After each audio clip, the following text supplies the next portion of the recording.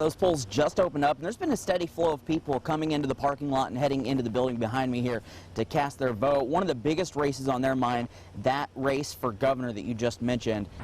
VA clinics and medical facilities across the country are focusing their attention right here on the VA clinic in Lexington, and it's all thanks to a program designed to help veterans facing chronic kidney issues. For many of us, this weekend will be filled with cookouts, family, and of course fireworks as we celebrate the 4th of July holiday. For some of our veterans, though, this time of year can be very difficult. Protesters returned to the Capitol over the weekend, once again asking the governor to reopen the state. They also called out Attorney General Daniel Cameron, saying he wasn't doing enough to protect Kentuckians. It's been a whirlwind of a week for candidates and state officials across the entire Commonwealth.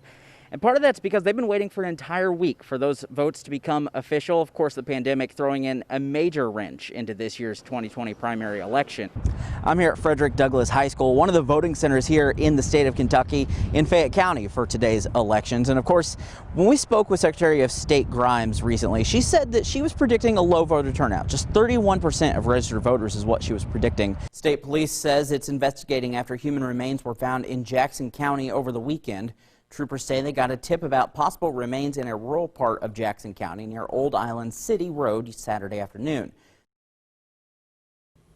We all know the big races here in Kentucky: McConnell against McGrath, Barr and Hicks, and of course the race for the President of the United States. But that's not all that's on the ballot. Also on the ballot that some may not be so aware of are 2 constitutional amendments. Let's talk about the first one you'll see.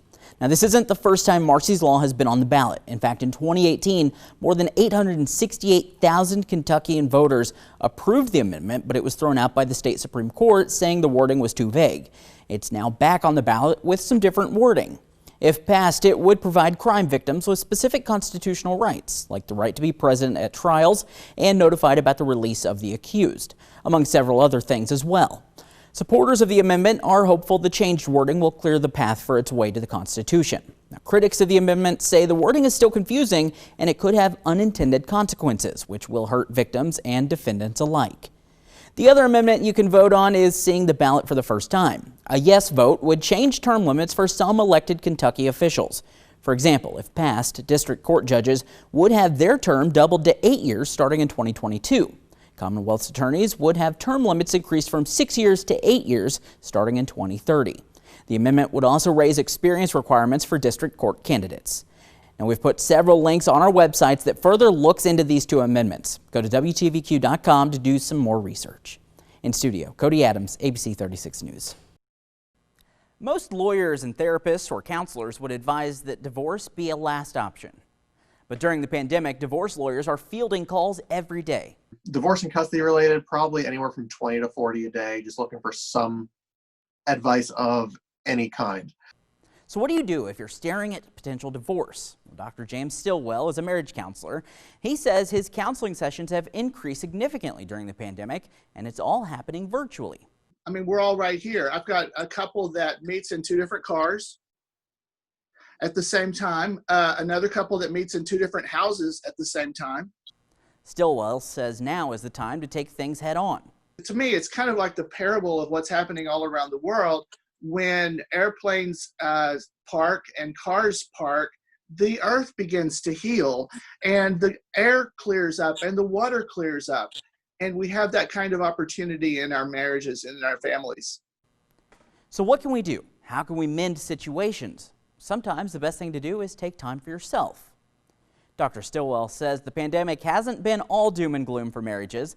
There has been some good to come out of it. Some people are speculating that in 9 months there'll be an uptick in babies. So, I mean, there is opportunity for intimacy because there's opportunity for time together. Dr. Stillwell understands that sometimes things are unrepairable and too far gone, but in most cases, it's still worth fighting for. Know that there are things we can learn and things we can do, and to see the opportunities as much as we see the challenges. In studio, Cody Adams, ABC 36 News. Tucked away in Stanton, Kentucky is a little radio station. AC's Pick 'em Up Country coming up next, followed by Goosehead Joe and Come On Home. WSKV-FM has been broadcasting since the 70s in central and eastern Kentucky. Be sure and tune in and let me know what you want to hear. The radio station started in 1972, and it actually started out as a rock station, and then they slowly transitioned into country. We, of course, do a lot with the Appalachian music movement. We work a lot with those folks, as well as play the traditional country music, bluegrass music, and a little bit of southern rock for flavor.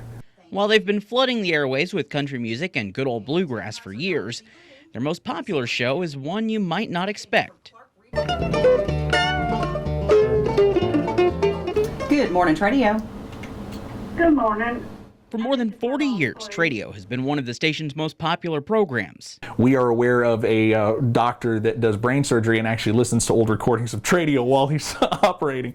It's a literal swap meet done live. It's raw and it's real. Got a good used commode. It's not hardly a year old. For an hour and a half, 6 days a week, people call in selling anything and everything under the sun. I've got a pressure washer for sale. It's brand new quilt. I don't want no junk. I want one that's in good shape. While it is the epitome of small-town radio, to station manager Ethan Moore, it's so much more. You get to know these folks. And likewise, it can also be one of the more difficult things. We've lost some folks that listen to Tradio and were avid Tradioers over the years, and you're welcomed into their home, you're welcomed into their car, you get to know them on a first-name basis. In a time when staying connected is harder than ever, a simple radio show is providing a sense of community. When folks call in regularly, a lot of times you hear them say, "I've still got mine," or "Thank you for helping me sell mine." You know, and that's like music to my ears. It really is, because then I know that what we've done has really made a difference. Now, I don't know how big of a difference, but I know that it has done something. In Stanton, And you guys be blessed. Have a great afternoon. Don't forget, I love y'all and ain't nothing you can do about it. Cody Adams, ABC 36 News.